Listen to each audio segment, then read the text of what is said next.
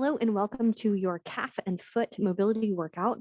So we're going to look at some ranges of motion and then try to work into those ranges of motion of the feet and the calves. So what you'll need are, if you have 2 blocks, you can put 2 blocks on the floor. You can also use a step or a low stool, and then a low bench or also another stair. So like 2 steps up on your staircase can actually work great for both of these. So the first one we're going to start with is a calf stretch in and out of some calf mobility. So we're going to stand up on your stool so that your toes are on the edge of the stool, right? So that your heels are hanging off the end, right? If you need to hold on, you can do this. But we're going to test your mobility here of your calves. So drop your heels all the way down. You can straighten your knees. If you tend to hyperextend, make sure you keep your knees a little bit bent, right? We don't want to shove back into the knees, but a little bit bent. Drop your heels down, see how far they go down, and then come up onto your toes, lift all the way up, and then come all the way back down. Now, if you have a mirror in front of you, this is a great thing to do in front of the mirror because we want to be able to take the legs up and down in a straight line. So it'll look like this, right? So we're going straight up over the big toe and then all the way back down towards the floor. So what we don't want to see is a lot of this like outward rotation in the ankles or inward rotation of the ankles, right? We want to try to articulate straight up and straight back down. Good. So after we've done that myofascial release in the feet, this should be a little bit easier. For this first one, we're going to keep the knees straight, right? Articulating through the feet, letting those heels drop down so you get a nice, good calf stretch, right? So the second part of this, and do this for about a minute, right? You can put that timer on, go in and out of straight legs. And then I want you to check out your calf tightness here, and then bend your knees and see if that changes the calf tightness, right? So when you bend your knees, it really stretches the inside muscle of your calf. So straight legs stretches your gastroc, the big calf muscle in the back.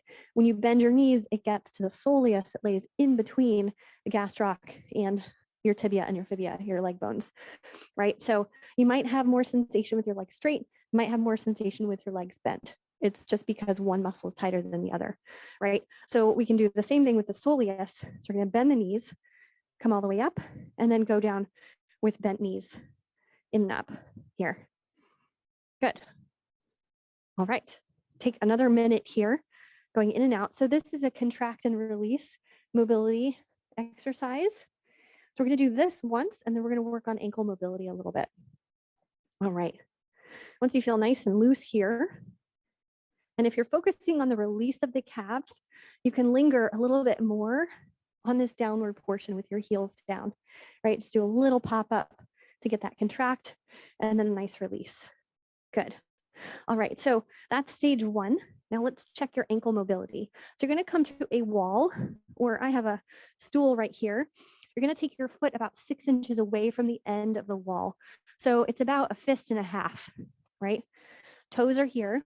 What we're going to do is take this knee and then try to touch the wall with your knee without your heel coming off the floor, right? So if you're able to touch that wall, it means you have good ankle flexibility and mobility, right? If you go forward and your heel comes up and you can't get that knee all the way in without lifting that ankle, it means we got to work on that ankle flexibility, right? So test yourself first, right?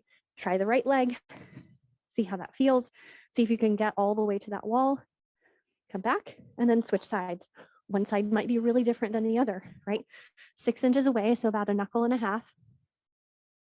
And then leaning forward, coming forward, and just notice, so I have more tightness on my left than on my right, right? See if you can touch that wall without that heel coming off the floor, right? If you can't, we've got some restriction here in the front of the ankle. All right, so take note of what you found in your own body, restriction on one side versus the other. The side that you have restriction on, you're going to use your long band, right? This long looped band. You're going to put it around your ankle, to the very front of your ankle, and then come over to your step or your stool. You're going to bring your foot up to that step or stool. There's quite a bit of resistance here, pulling back on that ankle joint, right? We're going to come here, move my blocks out of the way, and we're going to come here with that band pulling the ankle back.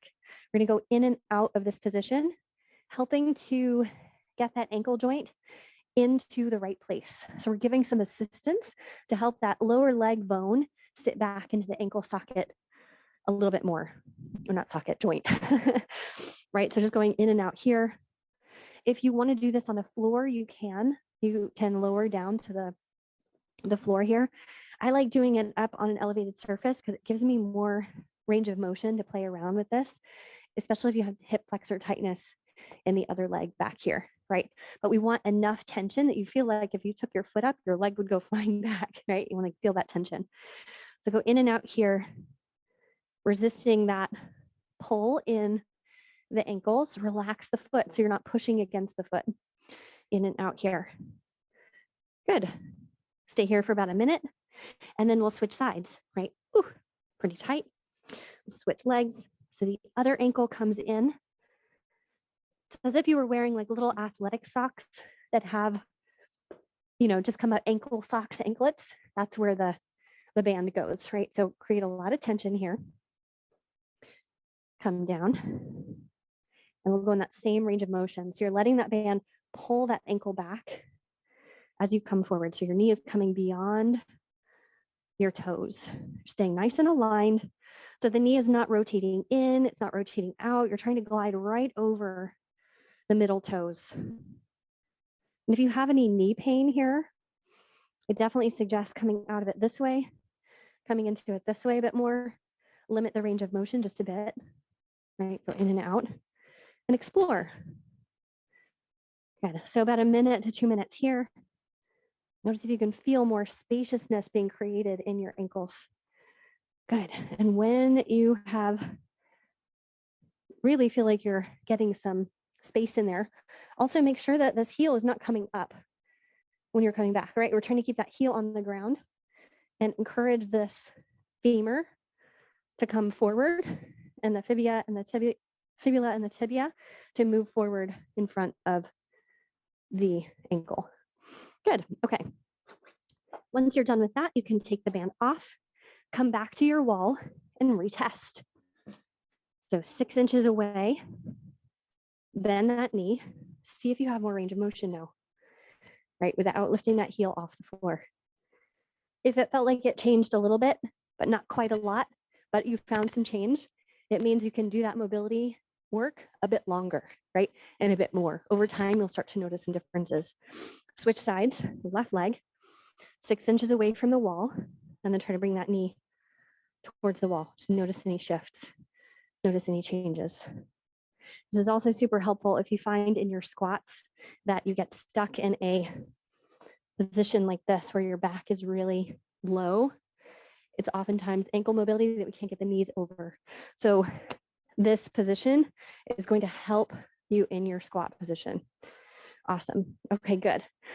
All right, shake that out. Woo, get some good space in there. All right, now we're going to come down to sit. So you can either do this sitting or standing, whichever works for you. And we're going to take some side to side mobility. So I want you to see what your mobility is here with lifting the feet up and then rolling in. So see if you can keep your knees together and knees still. Just put your hands on your knees, roll in and out on your feet, and notice if it's harder to pull one in versus the other, or if you feel like you want to use your knee to help it open out, right? And just notice, right? Outside of the foot, into the floor, instep of the foot. So I notice on myself that my right leg, it's a little harder to rotate out, to supinate, right? The inner arch lifting up. So easier to pronate. We need this range of motion to balance and for full range of motion in our feet. Good. If you get any cramping, you can take the ball and do a little bit of the myofascial release. If you get cramping, it's also a signal that this is a good thing to do for you, right? Okay, great. Good. All right. Shake it out. Now we're going to take some toe spreading and toe drills. So relax your feet, relax your toes, and then just try to lift your big toes off the floor, right? So the other 4 toes don't lift, just the big toe. If you need to use your hands and hold down those other toes, you can. Lift, lift, lift. See how high you can lift those toes and then put them back down. And then do it again. Lift the toes and then drop them back down. One more time. Lift up and then drop it back down. Just notice what you feel in your feet, right? Right. And then we'll do the other side. So keep your fingers on your big toes. Try to lift your other 4 toes up without lifting your big toe. So press that big toe into the floor and lift your other 4 toes. You're going to feel this a lot in your instep. Good. Relax your other 4 toes. Press down through the big toe. Again, you might feel some cramping here. Just take note of it. Drop down and up and back down. So this is 1 part mobility, but also 1 part strengthening. You're going to see these exact same things in the strengthening workout, right? So if we do it enough to just get some range of motion, that's good for mobility. But if you start feeling like the muscles are working, then we're moving into strength territory, and that's okay, right? Good. Just 1 more here. Keep those toes down, lift the 4 toes, and then release. Good. Fantastic. Okay. Now we're going to point and flex the feet. So you can take your feet forward and we're going to point your toes all the way towards the floor and then flex all the way back and up. Now I want you to see if you can articulate through your toes all the way down to the floor and then curl them up. So I like to call this Barbie doll feet. I'll give you guys another reference point here. So Barbie doll feet, where you press the ball of your foot forward first, and then you extend through your toes, right? You might have to come to the edge of your chair and then curl up your toes and then flex your feet. See if you can articulate through the flexion and the pointing. Good. And just see what you feel here. And we're really going for just creating some space here. So as you do this movement, what do you feel? What do you feel is loosening up? So the more we do this, the better range of motion you'll get, the better control you'll have over your feet, and the better balance you'll have too. All right. Now, there's also a fine line between these mobility drills and the strength drills too, right? Because once you do this for a while, you're like, oh my gosh, my feet are really tired. But we're going for range of motion here. Good. Last one here. Excellent. Good. And then you can rest your feet. All right. Come on up to stand and just see how your feet feel, how your calves feel. Do you have a little more spaciousness in the bottom of your feet? Maybe your toes are a little more flexible and you can lift them up.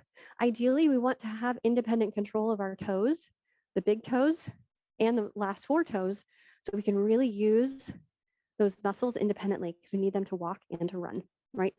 All right, so last thing, we're going to check that calf stretch again. So come up to your stool, bring your balls of your feet to the stool or the blocks, and you're going to drop down and then articulate all the way up. And just notice the difference, right? Maybe you have a little bit better range of motion.